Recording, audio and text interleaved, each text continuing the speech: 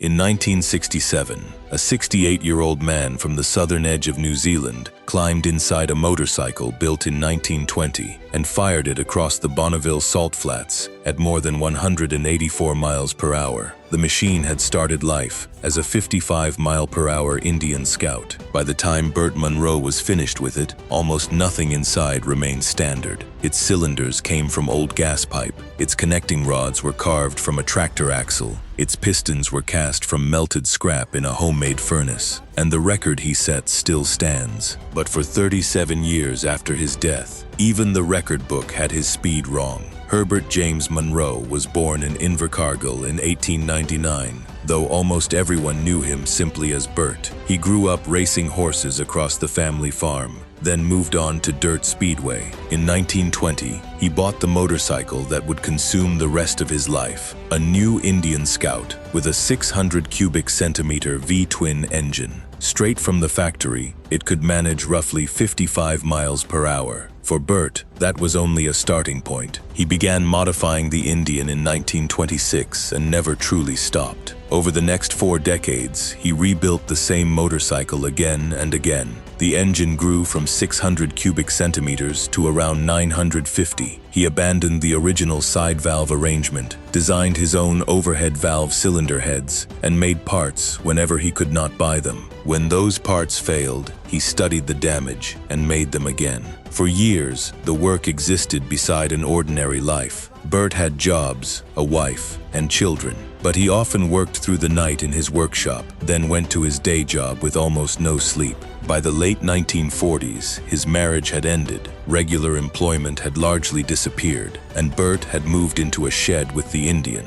a 1936 Velocette, and his tools. On one wall, he wrote 4 words, "Offerings to the God of Speed." Below them sat a shelf filled with shattered pistons, broken rods, and other ruined engine parts. Burt estimated that he destroyed the Indian's engine around 250 times over the years. Most people would have seen 250 failures as a warning. Burt saw 250 lessons. He had almost no money and very little proper equipment. His workshop held a small lathe, a homemade grinder, a blowtorch, and whatever material he could find. So instead of asking where to buy racing parts, he asked what ordinary object could be turned into one. For cylinder barrels, he used cast iron gas pipe that had been dug out of local streets. Burt believed the years underground had seasoned the metal and relieved its internal stress. For connecting rods, he cut solid steel from a Caterpillar tractor axle, shaped each rod by hand, then hardened and tempered it himself. He claimed they could withstand 143 tons of tension. For pistons, he melted down old aluminum parts, especially British Ford pistons, and poured the metal into dies he had also made himself. His furnace was little more than a blowtorch, a 5-gallon can packed with coke, and an iron pot. Early pistons took a week each. Later, he could finish one in a day. He filed camshaft profiles by hand, measured with an old bicycle spoke, and formed the streamliner body around hoops made from recycled fence post stakes. Beneath the improvised materials was serious engineering. He built his own clutch with roughly 17 plates and about 1,000 pounds of spring pressure to hold the power. For one 10-year stretch, he said he worked 16 hours a day. When told to slow down, he reduced his schedule to around 70 hours a week. This was not casual tinkering. Burt had turned his entire life into one mechanical problem.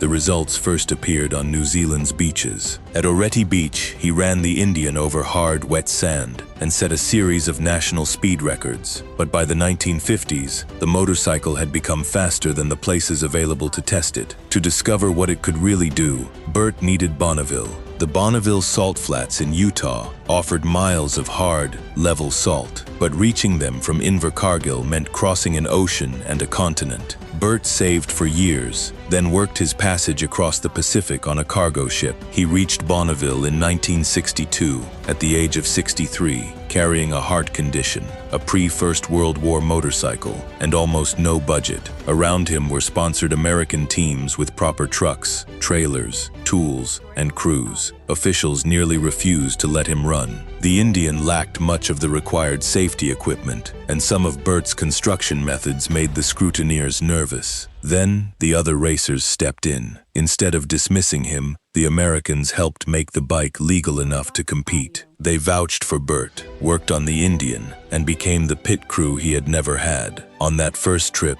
he set a class record at nearly 179 miles per hour, and he kept returning. The 2005 film, The World's Fastest Indian, compresses Burt's Bonneville career into one heroic trip. In reality, he traveled there roughly 10 times and raced on 9 of those visits. In 1966, he set another record at just over 168 miles per hour in a different class. Each year, the engine grew. It was around 850 cubic centimeters in 1962, close to 920 by 1966, and 950 by 1967, just below the 1,000 cubic centimeter class limit. By then, the Indian barely resembled a normal motorcycle. Burt lay flat inside a long, cigar-shaped shell, feet first, almost on top of the engine.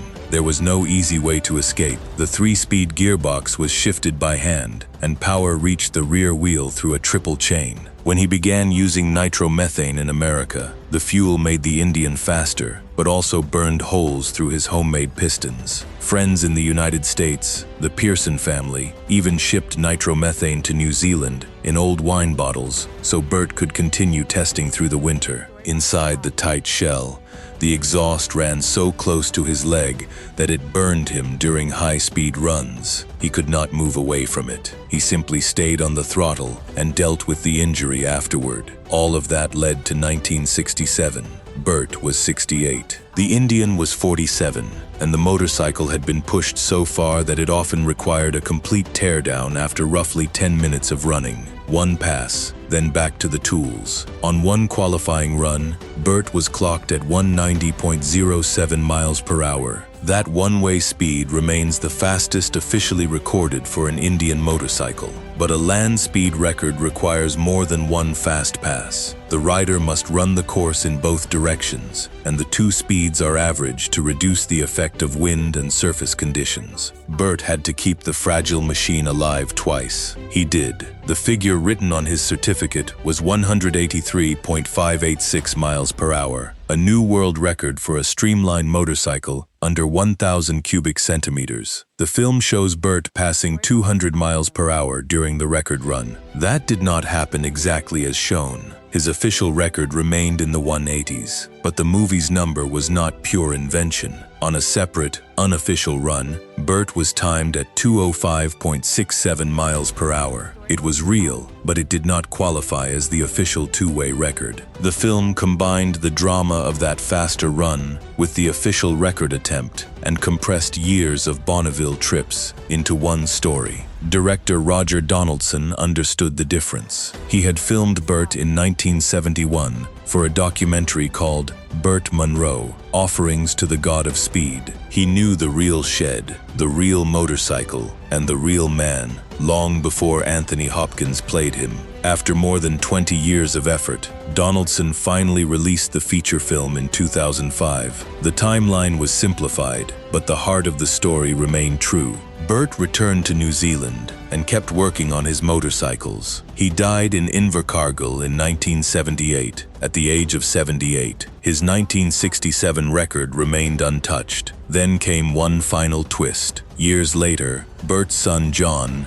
re-examined the original timing paperwork and recalculated the 2-way average. The officials had made an arithmetic error. Burt's correct speed was not 183.586 miles per hour. It was 184.087. In 2014, the record was formally corrected. 37 years after Burt Munro died, he became faster on paper without turning another wheel. The under 1,000 cubic centimeter streamliner class was eventually retired, so the record can no longer be challenged. In 2006, Burt entered the Motorcycle Hall of Fame. In 2017, his great-nephew Lee Munro returned to Bonneville on a modern Indian Scout to honor the 50th anniversary of the run. And the original Munro Special still survives. It sits at E. Hayes & Sons in Invercargill, beside the broken pistons and snapped rods Burt once called offerings to the god of speed. The movie gave the world a legend. The workshop reveals something even more remarkable. One self-taught engineer, working with scrap metal in a shed at the bottom of the world, built a motorcycle that history still has not caught. For more forgotten machines and the people who push them beyond reason, subscribe to Engine Edge.